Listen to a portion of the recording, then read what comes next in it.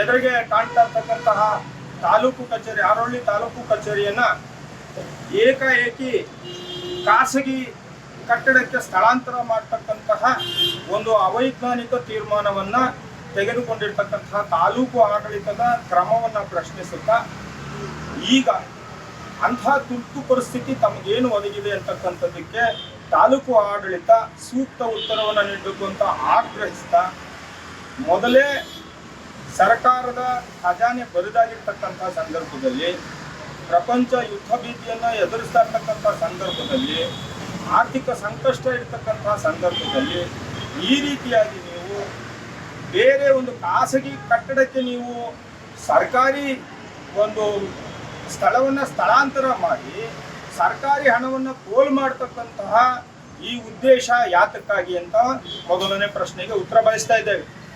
ಎರಡನೇದಾಗಿ, ಇಲ್ಲಿ ಒಂದು ಕೇಂದ್ರ ಪ್ರದೇಶದಿಂದ, ಕೇಂದ್ರ ಸ್ಥಾನದಿಂದ 4 ಕಿಲೋಮೀಟರ್ ವ್ಯಾಪ್ತಿಯ ಒಳಗೆ ಯಾವುದೇ ಕಟ್ಟಡವನ್ನು ನಿರ್ಮಿಸಬಾರ್ದು ಅಂತ ಇದ್ದಾಗ್ಯೂ ಸಹ ನೀವು ಸರ್ಕಾರಿ ಕಟ್ಟಡವನ್ನು, ತಾಲೂಕು ಕಚೇರಿ ಕಟ್ಟಡವನ್ನು ನಿರ್ಮಾಣ ಮಾಡಲಿಕ್ಕೆ ಹೋಗಿದ್ದೀರಿ.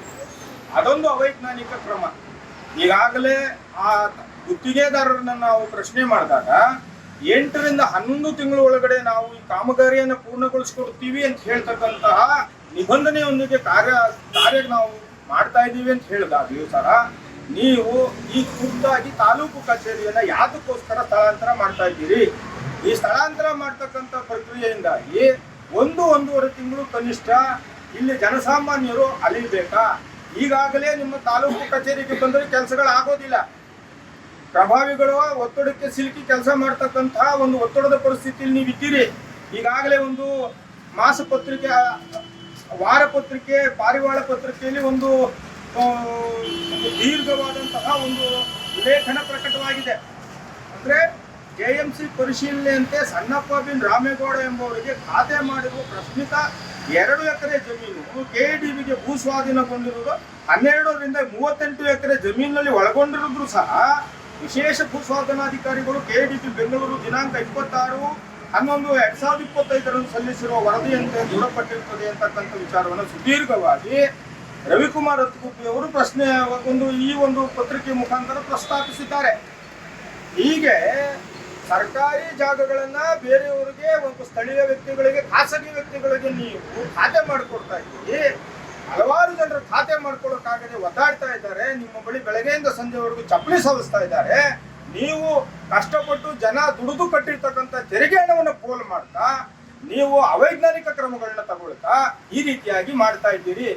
ತಾಲೂಕು ಕಚೇರಿ ನೀವು ಸ್ಥಳಾಂತರದ ವಿಷಯವನ್ನ ಪತ್ರಿಕಾ ಪ್ರಕಟಣೆ ಮಾಡಿದ್ದೀರಾ, ಸಾರ್ವಜನಿಕ ಪ್ರಕಟಣೆ ಮಾಡಿದ್ದೀರಾ, ಅಥವಾ ಯಾವ ಒಂದು ಪೂರ್ವ ಅನುಮತಿ ಪಡೆದು ಯಾವ ಇಲಾಖೆ ಪೂರ್ವ ಅನುಮತಿ ಪಡೆದು ನೀವು ಮಾಡ್ತಾ ಇದ್ದೀರಾ? ಆ ಇಲಾಖೆ ಕೊಟ್ಟಿರ್ತಕ್ಕಂಥ ಕ್ರಮ ಸರಿಯೇ? ಹೀಗಾಗಿ ಸಾರ್ವಜನಿಕರ ಹಣ ನಿಮಗೆ ಅಷ್ಟು ಕೀಳಾಗಿ ಹೋಯ್ತೆ.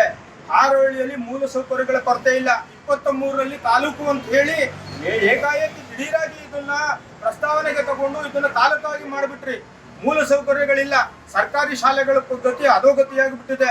ಹೇಳುವಂಥವ್ರು ಕೇಳುವಂಥವ್ರು ಇಲ್ಲ, ಯಾರು ಇಲ್ಲ. ಎಲ್ಲವೂ ಸಹ ಅಧಿಕಾರಿಗಳ ದುರಾಡಳಿತಕ್ಕೆ ಒಳಪಟ್ಟಿರ್ತಕ್ಕಂತಹ ಬಾಧಿತ ಪ್ರದೇಶವಾಗಿ ಆರೋಳಿ ಇವತ್ತು ನಿರ್ಮಾಣ ಆಗಿದೆ. ಇದನ್ನ ಕೇಳ್ತಕ್ಕಂಥದಕ್ಕೆ ನಾವು ಮುಂದಾಗಿರ್ತಕ್ಕಂಥದ್ದು ಈ ಒಂದು ಪತ್ರಿಕಾಗೋಷ್ಠಿ ಮುಖಾಂತರ ನೀವು ಕೇಳ್ತಾ ಇರ್ತಕ್ಕಂಥದ್ದು. ಮೇಲೆ ಪಂಚಾಯತಿಯಿಂದ ಪಟ್ಟಣ ಪಂಚಾಯತಿಗೆ ಇದನ್ನ ನೀವು ಮೇಲ್ದರ್ಜೆಗೊಳಿಸಿದ್ದೀರಿ, ಪಟ್ಟಣ ಪಂಚಾಯತಿಯಿಂದ ಪುರಸಭೆಗೆ ಮೇಲ್ದರ್ಜೆಗೊಳಿಸಿದ್ದೀರಿ ಅಂತ ಹೇಳ್ತೀರಿ. ಸಾವಿರಾರು ಲಕ್ಷಾಂತರ ಅವ್ಯವಹಾರ.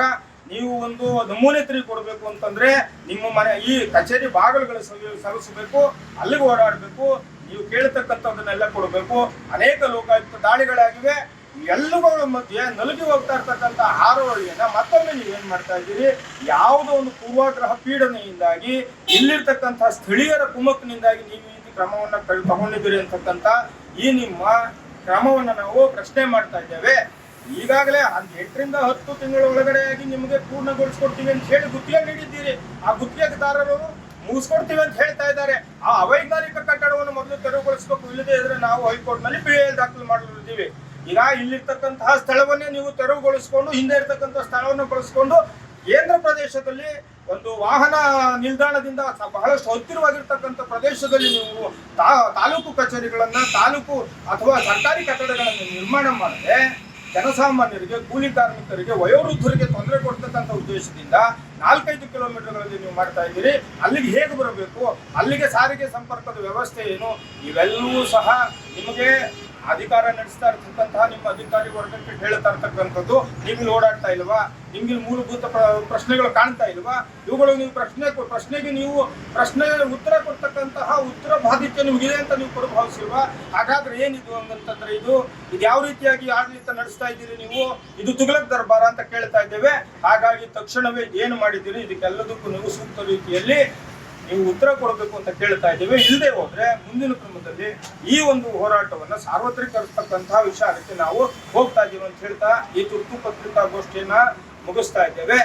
ಕರುನಾಡು ಟೈಮ್ಸ್ ಚಾನೆಲ್ನಲ್ಲಿ ಸುದ್ದಿ ಮತ್ತು ಜಾಹೀರಾತು ನೀಡಲು ಈ ನಂಬರ್ಗೆ ಕರೆ ಮಾಡಿ.